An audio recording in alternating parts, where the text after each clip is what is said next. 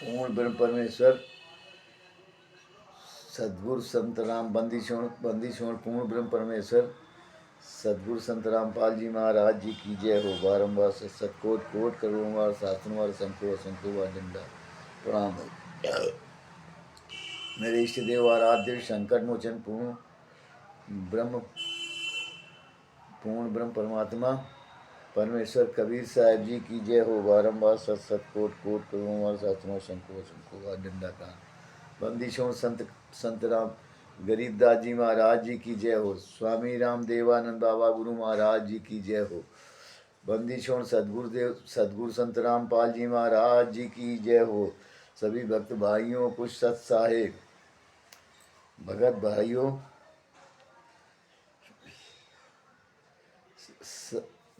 मेरा नाम रामकिशोर दास उर्फ गुप्ता जी दामोदर नगर कानपुर उत्तर प्रदेश का रहने वाला हूँ और मोबाइल नंबर मेरा 99 69 69 48 15 है।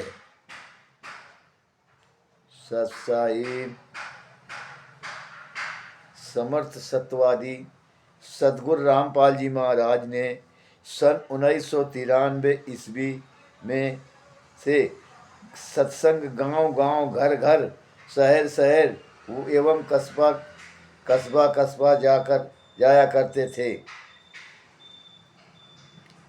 और सन 1999 में प्रथम सतलोक आश्रम का स्थापना रोहतक के अंतर्गत स्थित गांव करौथा में किया और 7 दिनों तक दिनांक 1 जून 1999 से 7 जून 1999 तक सत्संग समागम रखा कर आश्रम प्रारंभ किया और हर महीने में 3 दिन अमावस्या एवं 3 दिन पूर्णिमा अर्थात महीने में 6 दिन संत रामपाल जी महाराज ने सत्संग करना निर्धारित कर दिया तथा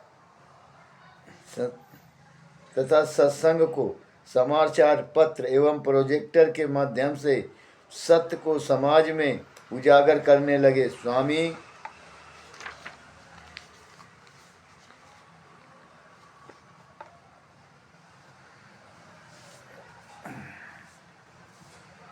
दयानंद सरस्वती जी जो आर्य समाज के प्रवर्तक माने जाते हैं, उनके अज्ञान को संत रामपाल जी महाराज ने लोगों के बीच जनता के बीच समाचार पत्र एवं पत्रिकाओं के माध्यम से रखने लगे। कहें कि स्वामी दयानंद जी सरस्वती को कोई वेदों का ज्ञान नहीं है। वे अपने किताब सत्यार्थ प्रकाश में वेदों का ज्ञान के विपरीत अज्ञान ही अज्ञान भरे पड़े हैं। प्रोजेक्टर एवं समाचार पत्र से लेख के माध्यम से दिखाया कि सत्यार्थ प्रकाश के समोल्लास 7 पेज 154 पर है कि परमात्मा निराकार है, जबकि ऋग्वेद मंडल 9 सूक्त 86 मंत्र 26 व 27 एवं यजुर्वेद अध्याय 7 मंत्र 39 तथा अन्य और जगह वेदों में वर्णन है। लिखा है कि परमात्मा साकार है और वो धूलूक के तीसरे पृष्ठ पर राजा के समान गोल गुम्मद के नीचे आसन पर विराजमान है। दूसरा सत्य प्रकाश के समोल्लास 7 पृष्ठ 153-63 पर से 153 से 63 पर लिखा है कि परमात्मा भक्तों का पाप क्षमा नहीं करता है, जबकि यजुर्वेद अध्याय 8 मंत्र 13 ऋग्वेद मंडल 9 सूक्त मंत्र 16 में लिखा है कि सर्व पाप नाश कर देता है। इस तरह से ऐसे बहुत से वेदों में उदाहरण हैं, जिससे साबित होता है कि दयानंद सरस्वती को वेदों का तनिक भी ज्ञान नहीं था। साथ ही संत रामपाल जी महाराज ने यह बताया एवं दिखाया कि स्वामी दयानंद सरस्वती एवं समाज सुधारक भी नहीं थे। इस संबंध में संत जी ने दयानंद सरस्वती के द्वारा लिखित पुस्तक सत्यार्थ प्रकाश में भरे पड़े समाज के विपरीत ज्ञान अज्ञान को दिखाया है। दयानंद सरस्वती का मत है कि पृथ्वी की तरह जीव सूर्य पर निराकार सूर्य पर निवास करते हैं, वहाँ भी पृथ्वी की तरह हर कुछ उपलब्ध है। दूसरा, नियोग के संबंध में स्वामी दयानंद सरस्वती ने जो अज्ञान समाज में घोला है वो इस प्रकार है, जिसे संत जी ने समाज के बीच उजागर किया है। सत्रार्थ प्रकाश समोल्लास 4 पृष्ठ 70 पर लिखा है कि भूरी आँखों वाली लड़की से विवाह मत करो।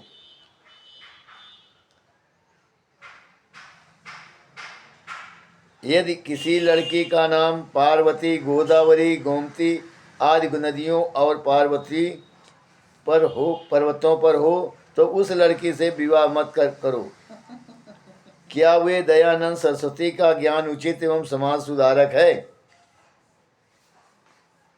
के रूप में है? इसके अनुसार तो फिर बच्चों का विवाह हो सकेगा? फिर तो शिवजी ने पार्वती से विवाह कर करके बहुत बड़ी गलती कर दी थी कि है। बी समोल्लास नंबर बी पृष्ठ 4 पृष्ठ 71 पर लिखा है कि 24 वर्ष की लड़की एवं 48 वर्ष के पुरुष का विवाह करना उत्तम है, सबसे उत्तम है।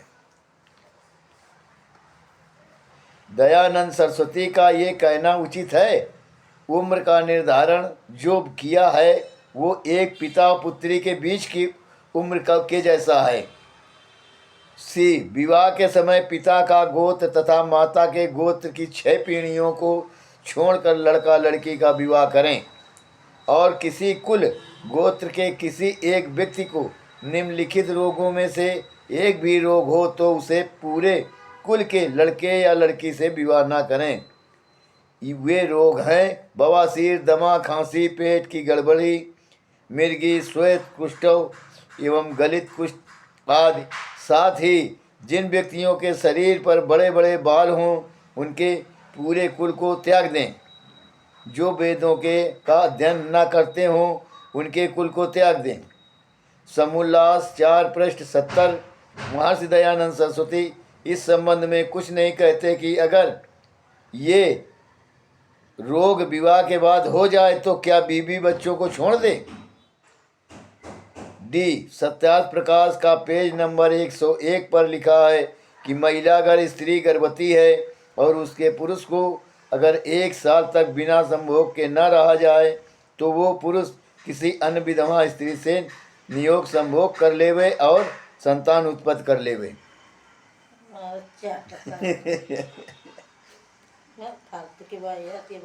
ई सत्यार्थ प्रकाश का समोल्लास नंबर 4 पृष्ठ 101 पर लिखा है कि विधवा पुनर्विवाह नहीं करे और पुनः विवाह करने से स्त्री का पतिव्रता धर्म नष्ट हो जाएगा। वही समोल्लास 4 पृष्ठ 99 कहते हैं दयानंद सरस्वती जी कि विधवा स्त्री अन्य 11 पुरुष के साथ नियोग और संभोग कर ले अर्थात पस्तुल व्यवहार कर सकती है। बताओ ऐसे पतिव्रता धर्म नहीं नष्ट होता है। वार्य दयानंद जी का ज्ञान क्या ऐसे कुकर्म करने के बाद उस स्त्री का पतिव्रता धर्म सुरक्षित रहेगा? यह सत्रार्थ प्रकाश के समोल्लास 4 पेज 100 पर लिखा है कि अगर किसी स्त्री का पति धन कमाने विदेश गया हो तो वो स्त्री 3 वर्ष तक पति को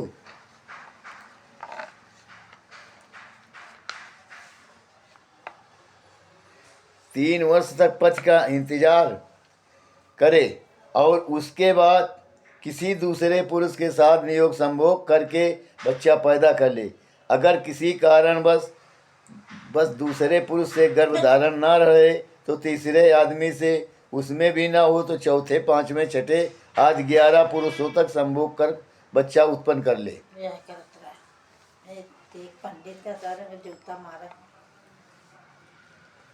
और ऐसे दूसरे पुरुष 11 पुरुष से प्राप्त कर संतान उसके पति ही माने जाएंगे, पति की ही मानी जाएंगी। मतलब उसी पति के माने जे उसी हाँ। के पति मनबे करी का मर्दे भगा दे मेरे नवजात कि बच्चों चल चल को भाग। माता केवल 6 दिन अपने स्तन से दूध पिलावे और उसके बाद अपने स्तन से दूध पिलाना बंद कर दे, और स्तनों से दूध बंद करने के लिए कोई पदार्थ लगाए। 6 दिन के बाद बच्चे को दूध पिलाने के लिए ऐसी कोई दाई रखो जिसके स्तनों में दूध हो। वो नवजात बच्चों को अपना दूध पिलाए और विचार करें कि यदि एक गांव में 3-4 स्त्रियां को बच्चा उत्पन्न हो जाए तो इतनी दाई कहाँ से उपलब्ध होंगी। एक दाई मिल्क प्लांट नहीं है कि सारे बच्चों को दूध पिला देगी। यह जरूरी नहीं कि उसी समय सर्वदाइयों भी बच्चों को जन्म दें। फिर दयानंद के ज्ञान अनुसार वो अपने बच्चों को दूध पिलाएगी कि या अन्य बच्चों को दूध पिलाएगी? अपने बच्चन को दूध पिलाएगी, अन्य के बच्चन के दूध पिएगी? बच्चों के पिलाए कोई के में जे के दूध भरो तो पिलाओ जा या अन्य बच्चों को?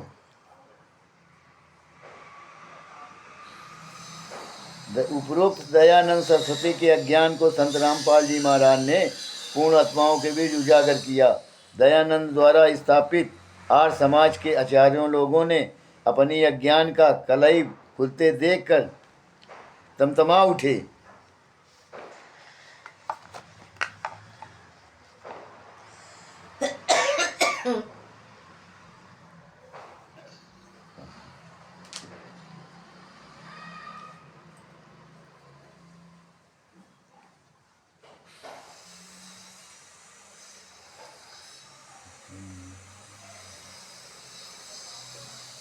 चूँकि सत्यार्थ प्रकाश को बेचकर अपना घर बार चलाने वाले फोकट के में महिमा धारण करने वाले आचार्यों के आमदनी एवं शान शौकत मान मर्यादा में आँच आने लगी तो अपने साम्राज्य को कायम करने के लिए ज्ञान का जवाब ज्ञान से नहीं देकर तमोगुण के प्रभाव से जनता में आसपास के गांवों के लोगों में संत रामपाल जी महाराज के विरोध में इकट्ठा करने लगे।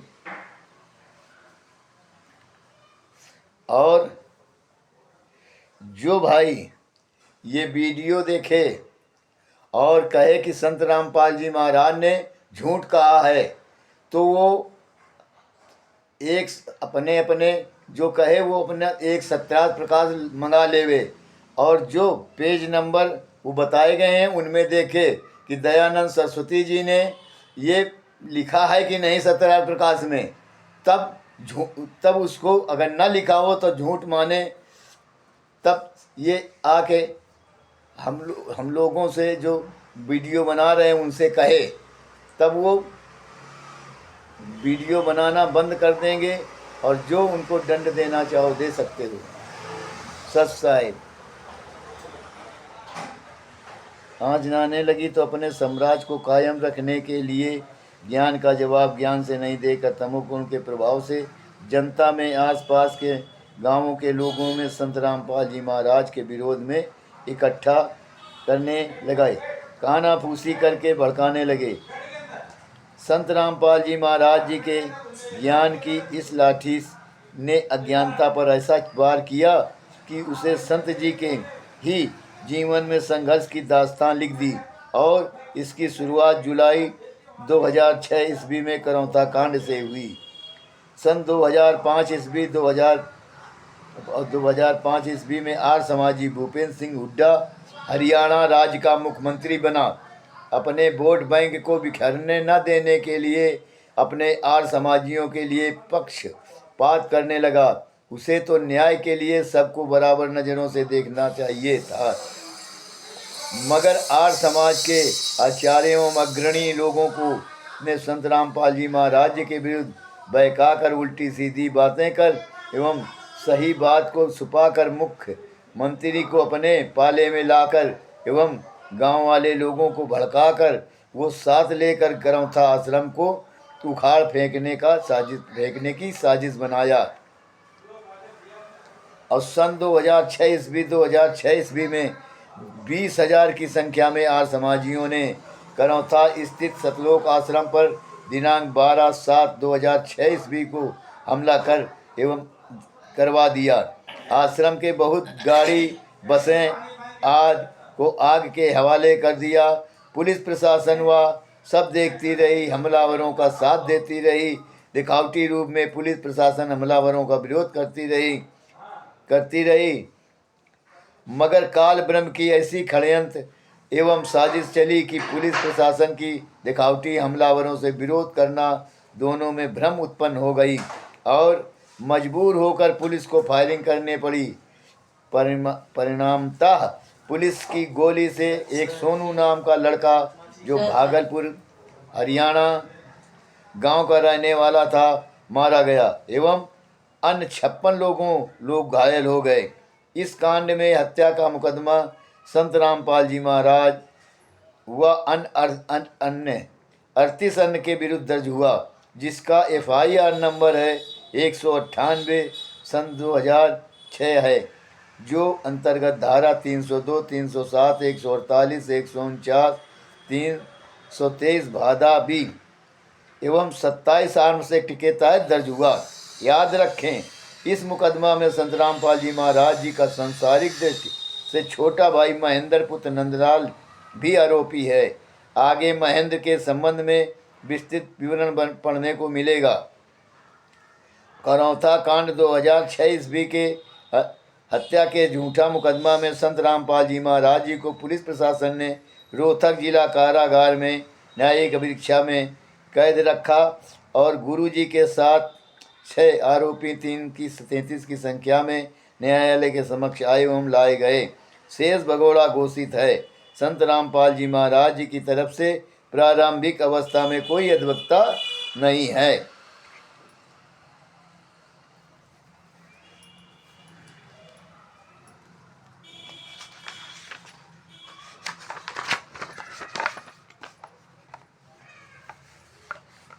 कोई अधिवक्ता नहीं है। वे बीरेन सिंह देसवाल नियुक्त हुए। शेष सभी हाजिर अभियुक्तों के तरफ से अधिवक्ता RS हुड्डा कार्य कर रहे थे। सभी अभियुक्त एक एक करके जमानत पर बाहर आ गए। संत रामपाल जी महाराज जी को इस झूठे मुकदमे में 22 माह तक जेल के कैद रख कर कबीर परमात्मा के सत्य ज्ञान को प्रचार प्रसार करने से अवरोध किया गया, मगर काल ब्रह्म के प्रभाव से बहुत ज़्यादा समय तक कबीर परमात्मा का प्रचार प्रसार को नहीं रोक सका। सत साहिब और भगत भाइयों, अब आगे का पैराग्राफ अगले वीडियो में बताया जाएगा। सत साहिब। जय बंदी छोड़ की।